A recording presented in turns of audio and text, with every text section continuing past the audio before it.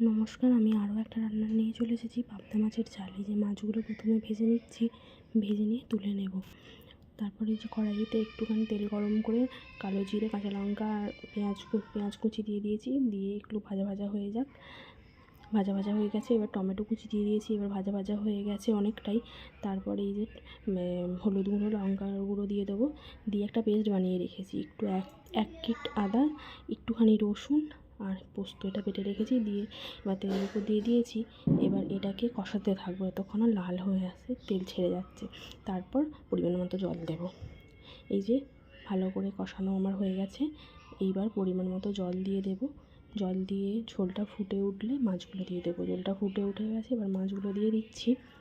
মাছগুলো দিয়ে ভালো করে চাপা দিয়ে দেবো। ভালো করে মাছের সঙ্গে, ঝোলের সঙ্গে একটা মাছের টেস্টটা বেরিয়ে যাক।